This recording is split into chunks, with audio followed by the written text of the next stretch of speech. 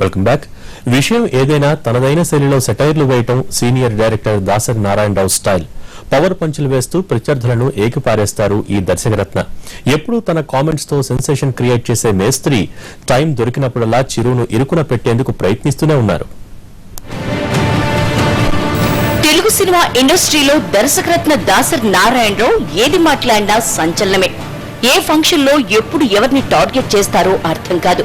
Heroines award ఫంక్షన్లకు రావటం లేదన్నా, నలుగురు ప్రొడ్యూసర్ల చేతిలో సినిమా ఇండస్ట్రీ బందీగా ఉందన్నా, టాలీవుడ్ లో సూపర్ స్టార్లు లేరన్నా ఆయనకే చెల్లింది. ఈ కామెంట్స్ లో సందర్భం మాత్రం ఖచ్చితంగా ఎవరినో ప్రత్యేకంగా టార్గెట్ చేసినట్లు ఉంటుంది. అది ఎవరి గురించో ప్రత్యేకంగా తెలుగు ప్రేక్షకులకు చెప్పనక్కర్లేదు.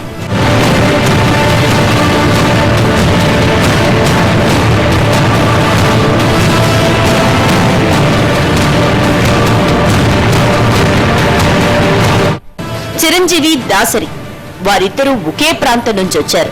ఒకే సామాజిక వర్గానికి చెందినవారు.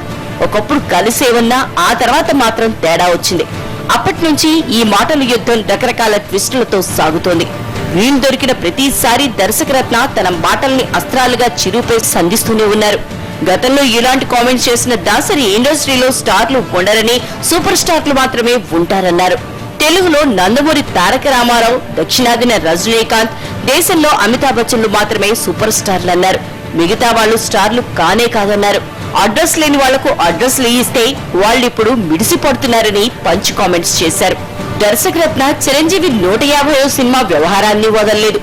స్టోరీలో దమ్ము లేకుండా 150వ సినిమా అయినా ఆడదంటూ సినిమా స్టార్ కాకముందే క్లాప్ కొట్టేశారు దాసరి. అంతేకాదు, చిరు రాజకీయాల్లోకి వచ్చిన సమయంలో కూడా మాటల యుద్ధం జరిగింది.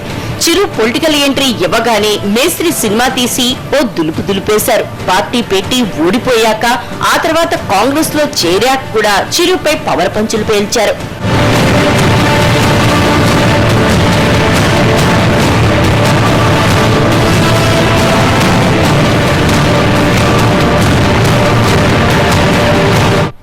ఓ సినిమా ఆడియో రిలీజ్ ఫంక్షన్ కు హాజరైన దాసరి రాష్ట్ర విభజనపైన స్పందించారు.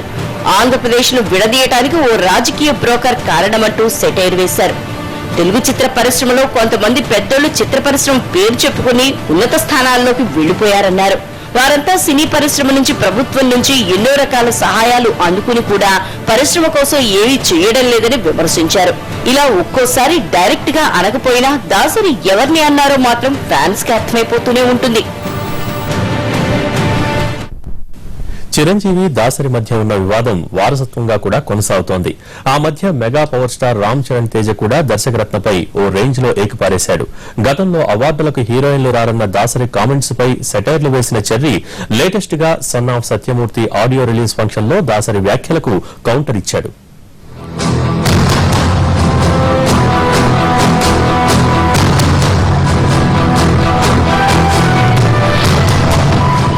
ఓ ఆడియో రిలీజ్ ఫంక్షన్ లో అవార్డులు ఇస్తామన్న హీరోయిన్లు ఫంక్షన్ కి రావడం లేదని దాసరి పంచి పేల్చారు. దీనిపై చెర్రీ కౌంటర్ ఇచ్చాడు.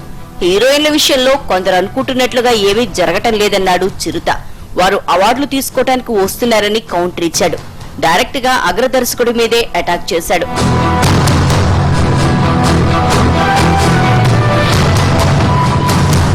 అప్పటి నుంచి వీళ్ళిద్దరి మాటల యుద్ధం కంటిన్యూ అవుతోంది.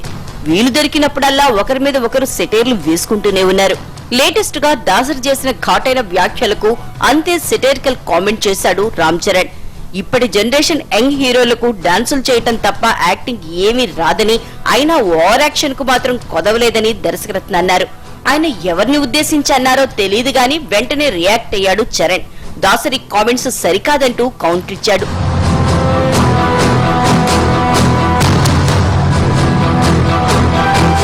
హీరోయిన్లు అవార్డు ఫంక్షన్లకు రావటం లేదని, వారికి అవార్డులు ఇవ్వొద్దంటూ దాసరి ఓ ఫంక్షన్ లో కామెంట్ చేశారు. గొప్ప దర్శకులుగా పిలువబడేవారు ప్రస్తుతం వేదికల మీద ప్రసంగాలకు మాత్రమే పరిమితమవుతున్నారని ట్వీట్ చేశారు. నోళ్లు తప్ప మరేమీ కదపలేకపోవడం విచారకరమన్నారు చెర్రీ.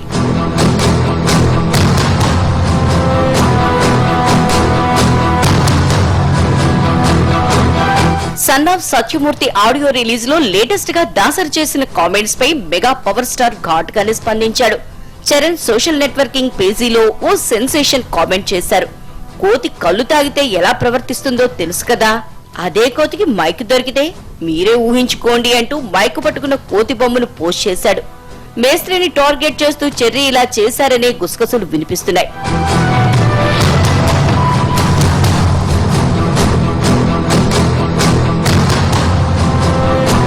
దాసరి కామెంట్స్ పై చిరంజీవి స్పందించిన సందర్భాలు తక్కువగానే ఉన్నాయి. కానీ చెర్రీ మాత్రం దూకుడు మీదున్నాడు.